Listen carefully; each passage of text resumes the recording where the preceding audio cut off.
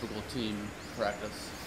Shit, it varies because we have just a ton of we have a ton of guys there. Sometimes we have more guys coming in because Kung Lee has an affiliate gym in San Jose, and he'll bring in guys on certain days to spar, certain guys to roll with us.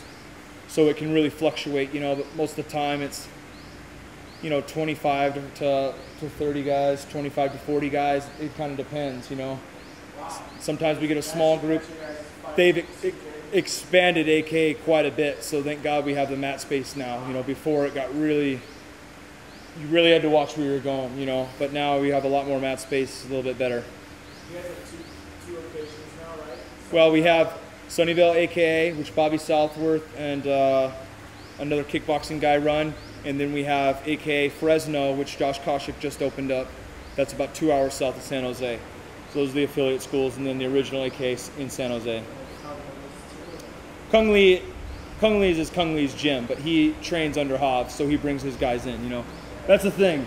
A lot of guys say in the area, well, man, Kung Lee does all these cool kicks, and Kung Lee does this and that, and that's great. Kung Lee's in movies, and that's true. But if you want to learn from a guy who's gone half the year, or do you want to learn from a guy who's going to be there teaching you every day, the guy who's there teaching you every day, even though he might not be as good as Kung Lee, you're going to learn more from because he's there every day, not one of his understudies. You know what I'm saying? So if you can get to a situation where you're training, yeah, it is.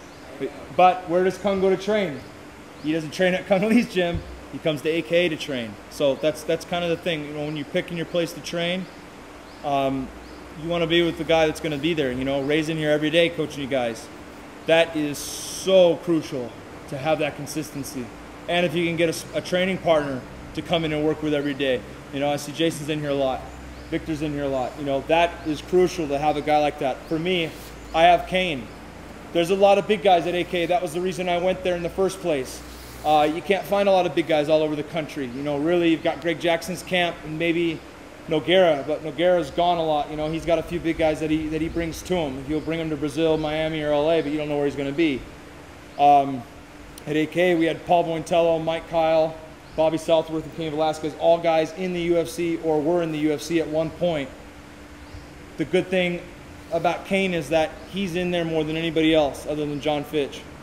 He's in there constantly. So for me, that's my constant. Well, I'm not going to say that on camera, but I'll happily tell anybody in private. That's the thing. Nogueira, I've trained with for 6 weeks on The Ultimate Fighter. And Kane, I've trained with, my whole time at AK. I'm the only person on the planet that's trained with them that often. I think Ryan Bader's trained with them both, but he hasn't trained with Kane consistently the way that I have. He wrestled with Kane consistently, but hasn't sparred with him. You hear them all. I have more insider info on that fight than any man known to man. That's the truth. But we can talk more about that off camera. But coming to AKA, you get big guys. Guys have a fight. Some guys, when they fight, they bust their ass for that fight, and they say, now I'm going to reward myself. They take a month off. They take 2 months off. Then they get back into training, right? Some guys have a fight. They take a week off. They come right back in, and they say, I'm going to go at it. I don't want to lose anything. Those are the extremes, okay? On one extreme, you have a guy taking too much time off, possibly. He comes back fat, out of shape. He spends 6 weeks getting back into shape just before he can start getting into that top-tier training he was getting before, pushing himself, right? The other guy takes the week off and thinks, I'm good, I don't want to lose anything, I want to get back in there. And mentally, even though you come back in body-wise, you maybe didn't get hurt in the fight, mentally, you do that 2 or 3 fights in a row, you get tired of the fighting.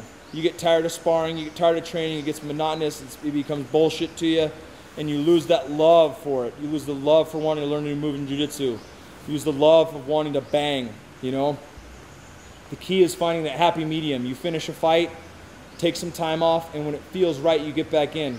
But don't force yourself to take time off unless you have an injury, When you feel like you should be getting back in there and the back of your consciousness starts telling you, man, I feel like I'm being lazy, that's when you get back in the gym. That's when you start going for runs every day. Even if you're out of the gym, stay in shape by cross-training, Go swimming, go for hikes with your girlfriend or your boyfriend. Do those things. That way you can switch things up and make sure that you're in there.